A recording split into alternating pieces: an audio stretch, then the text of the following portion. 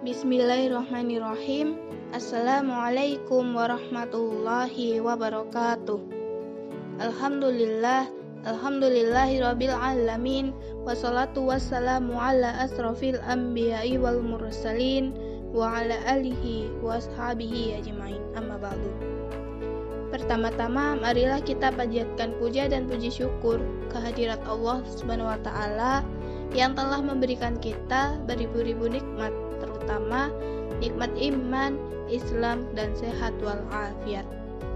Tak lupa selawat serta salam selalu kita curahkan kepada junjungan besar kita, Nabi Muhammad Sallallahu Alaihi Wasallam. Sebelumnya, perkenalkan nama saya Devi Setianingsih, NIM 20111111031, kelas 3B, Prodi Ilmu Al-Quran dan Tafsir. Di sini saya akan mempresentasikan hasil penelitian saya yang berjudul Optimalisasi Peserta Didik Kurangnya Belajar Membaca Al-Quran dan Hubungan Terhadap Prestasi Pendidikan Agama Islam di SMP Negeri 2 Sungguh Minasa, Kabupaten Goa.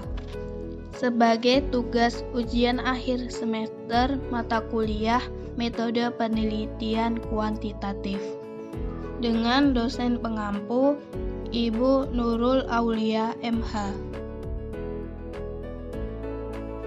Langsung saja pada pembahasannya. A. Latar belakang masalah. Al-Quran merupakan kitab petunjuk yang banyak memuat ajakan dan perintah kepada umat Islam untuk menuntut ilmu pengetahuan. Bahkan lebih dari itu, dalam Al-Quran menjanjikan akan menempatkan orang yang berpengetahuan pada derajat yang lebih tinggi serta diberikan kebajikan yang banyak. Sebagaimana firman Allah Subhanahu wa taala dalam Quran surat Al-Mujadalah ayat 11.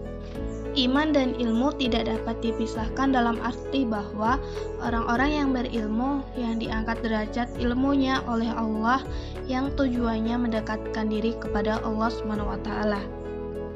Kemampuan membaca Al-Quran merupakan dasar bagi peserta didik untuk memahami serta mengamalkan kandungan Al-Quran, sehingga peningkatan membaca Al-Quran merupakan tuntutan dan kebutuhan.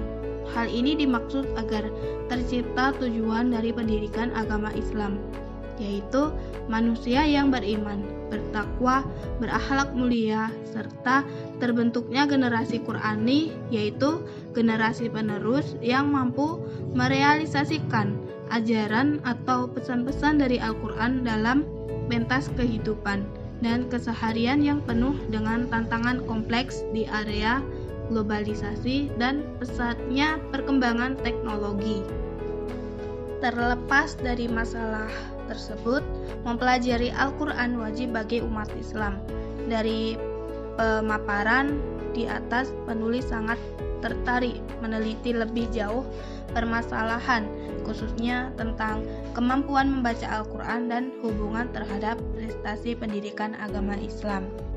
Selanjutnya, rumusan masalah. Berdasarkan latar belakang masalah yang dipaparkan di atas, maka yang menjadi permasalahan pokok pada penelitian ini yaitu bagaimana hubungan kemampuan membaca Al-Quran dengan prestasi pendidikan agama Islam, yang dirumuskan masalah sebagai berikut. Yang pertama, bagaimana kemampuan membaca Al-Quran peserta didik pendidikan agama Islam. Yang kedua, bagaimana prestasi pendidikan agama Islam. Yang ketiga, bagaimana hubungan kemampuan membaca Al-Quran dengan prestasi belajar pendidikan agama Islam. Selanjutnya, tujuan penulisan. Penelitian ini bertujuan untuk menemukan jawaban terhadap masalah yang telah dirumuskan sebelumnya. Secara rinci, tujuan penelitian ini yaitu: yang pertama, kemampuan membaca Al-Quran peserta didik. Yang kedua, prestasi pendidikan agama Islam peserta didik. Yang ketiga, mengetahui hubungan tingkat kemampuan membaca Al-Quran dengan prestasi belajar pendidikan agama Islam. Yang selanjutnya, metode penelitian. A. Jenis penelitian. deskriptif, kuantitatif dengan menggunakan metode asosiatif kausal. Asosiatif kausal adalah penelitian yang mencari hubungan antara dua variabel atau lebih. Tujuan dari penelitian asosiatif adalah untuk mencari hubungan antara satu variabel dengan variabel lain. Dan tujuan dari penelitian kausal adalah untuk mengidentifikasi hubungan sebab akibat antara variabel-variabel yang berfungsi sebagai penyebab dan variabel mana berfungsi sebagai variabel akibat. B. Lokasi penelitian. Lokasi penelitian dilaksanakan di SMP Negeri 2 Sungguh Minasa, Kabupaten Goa, khusus untuk kelas 7. Peneliti memilih sekolah tersebut karena SMP Negeri 2 Sungguh Minasa merupakan sekolah yang banyak diminati setiap tahunnya, memiliki jumlah kelas yang banyak, sehingga peserta didiknya harus bergantian memakai ruang kelas, yaitu pagi dan siang hari.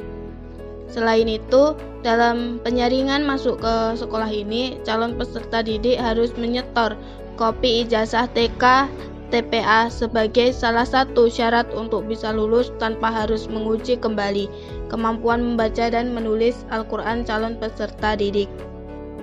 Selanjutnya, teknik pengumpulan data. Teknik pengumpulan data merupakan langkah strategis dalam penelitian, karena tujuan utama dari penelitian adalah mendapatkan data. Adapun teknik pengumpulan data yang digunakan dalam penelitian ini adalah A. Tes perbuatan. Tes perbuatan ini dilakukan untuk mengetahui kemampuan membaca Al-Quran peserta didik atau variabel X. Instrumen yang digunakan berupa Al-Quran dan lembar penilaian kemampuan membaca Al-Quran peserta didik kelas 7. B. Dokumentasi. Dokumentasi merupakan sumber data yang memiliki posisi penting dalam penelitian ini, artinya data yang diperoleh di lapangan berupa dokumentasi-dokumentasi penting terkait dengan topik penelitian. Dokumentasi berupa hasil laporan belajar siswa, foto kegiatan siswa, dan arsip lainnya. Untuk mengetahui prestasi pendidikan agama Islam peserta didik kelas 7 atau variabel Y. C. Observasi. Observasi atau pengamatan merupakan suatu teknik atau cara pengumpulan data dengan jalan mengadakan pengamatan terhadap kegiatan yang sedang berlangsung. Observasi dalam penelitian ini adalah pengamatan secara langsung yang dilakukan oleh peneliti terhadap siswa sebagai subjek penelitian. Selanjutnya, teori penelitian. Islam sebagai agama universal memberikan pedoman hidup bagi manusia menuju kehidupan yang bahagia, yang pencapaiannya sangat bergantung pada pendidikan. Pendidikan merupakan kunci pembuka kehidupan yang dipergunakan manusia. Oleh karena itu, Islam dan pendidikan mempunyai hubungan yang sangat erat, yang bersifat organis fungsional, di mana pendidikan difungsikan sebagai alat untuk mencapai tujuan keislaman, dan Islam menjadi kerangka dasar serta pondasi pengembangan pendidikan Islam. Pengajaran dikatakan berhasil baik itu didasarkan pada pengakuan bahwa belajar secara esensial merupakan proses yang bermakna, bukan sesuatu yang berlangsung secara mekanisme belaka, tidak sekedar rutinisme. Menurut Surya Barata, belajar yang penuh makna itu adalah sebagai berikut. A. Belajar menurut esensinya memiliki tujuan. Belajar memiliki yang penuh, dalam arti siswa atau subjek belajar memperhatikan makna tersebut. B. Dasar proses belajar adalah sesuatu yang bersifat eksplorasi serta menemukan dan bukan merupakan pengulangan rutin. C. Hasil belajar yang dicapai itu selalu memunculkan pemahaman atau pengertian atau menimbulkan reaksi atau jawaban yang dapat dipahami dan diterima oleh akal. D. Hasil belajar itu tidak terkait pada situasi di tempat mencapai, tetapi dapat juga digunakan dalam situasi lain.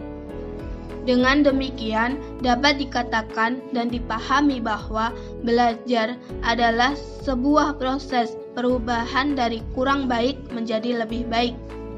Dengan proses yang menemukan sesuatu yang lebih berarti, dengan suatu tujuan yang telah ditetapkan dan dipahami akan maksudnya, namun tidak terikat ada suatu situasi di tempat berlangsungnya ataupun pada situasi yang lain. Demikian yang dapat saya sampaikan dalam presentasi hasil penelitian ini. Apabila ada salah kata atau ucap, saya meminta maaf. Wabillahi taufiq wal hidayah. Wassalamualaikum warahmatullahi wabarakatuh.